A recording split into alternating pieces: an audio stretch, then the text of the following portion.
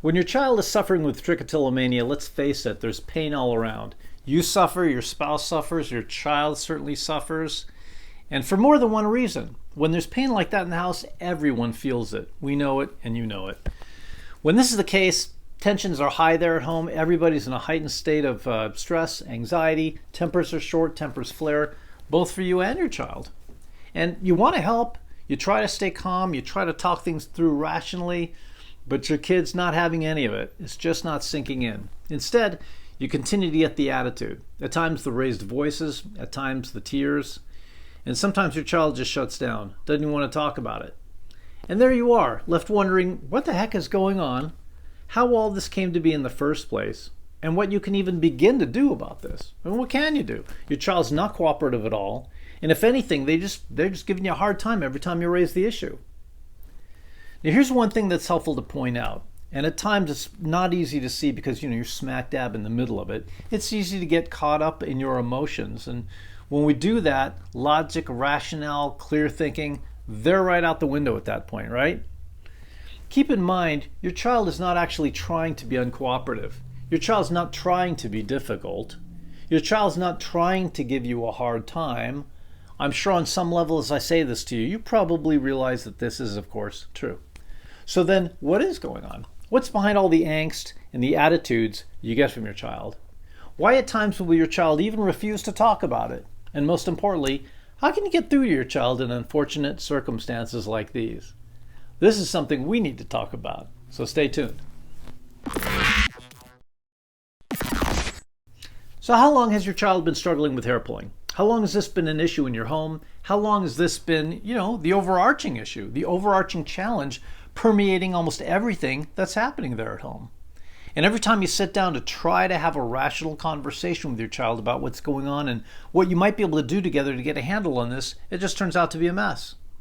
And even though on some level you almost certainly know better, still it feels like your child's just giving you and maybe everyone else there at home a hard time every time you bring it up. And we're talking about this now because we hear about this kind of thing literally all the time. These are incredibly difficult challenges to navigate, and they make life there at home very difficult. So here's a bit of insight that may be helpful. Your child's not giving you a hard time, they're having a hard time. All right? So what you're seeing is the anger, the frustration, the fear, the upset, the embarrassment, all these difficult emotions your child is going out of their way most of the time to try to keep stuffed, bubbling up to the surface because you're prodding and opening. Does this make sense? Now, unless it's your feeling that at this point, maybe your child really isn't too bothered by the fact that they're pulling their hair out. Maybe it's an age thing. Maybe your child's really too young to be too terribly bothered by what's happening. I mean, that's possible. But if you know in your heart of hearts that your child really is in pain because of this behavior and the fact that it's continuing maybe for years, and your child really hasn't been able to make any headway in the situation, that's frustrating. Your child is going to feel that. So then what's happening? Why isn't your kid willing to talk about this? Why does your child blow up every time you do bring it up? I mean, you'd think, wow, this is an opportunity to fix it, right? Well, quite simply, it's exactly because your child is in pain. And you know what? It's human nature to want to avoid pain at all costs. Bringing up this topic is bringing up something that by its very nature hurts your child to talk about. And so no wonder your child will do anything they can, including raising a ruckus, if they need to avoid having to face it. Now, you're probably thinking to yourself, yeah, but talking about it, facing it, that's the only way we can ever actually hope to get anywhere with this, right? You know what? I'm with you. The challenge is we're talking about a teenager or younger. Right? The realization that you can't really actually avoid your problems, at least not forever, is something that most of us figure out only later on in life when we've learned, usually through bitter experience, that avoiding problems tends to only make them worse. But of course, your child doesn't know that yet.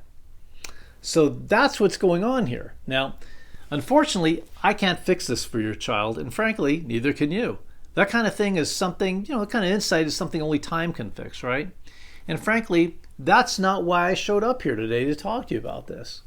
My positive purpose for this video is to help you, the struggling parent, pull back and start to see this from a wider perspective. If necessary, taking the focus off of your feelings your frustration with what's going on. And God knows I can't blame you for that. I have kids too. But instead of turn your attention back on your child's needs and focusing on your child's needs. Because the best way to be the most effective advocate for your child is, if at all possible, to do it from an emotional distance. That may mean you need to time out from time to time, right? And realizing this, you do need to be intentional about not allowing yourself to get emotionally sucked into it. You see, to the extent you allow yourself to get emotionally involved in your child's struggles, you limit your field of view. And when you're in tunnel vision like that, you limit your ability to see or recognize everything else going on around this that could possibly provide helpful information or insight.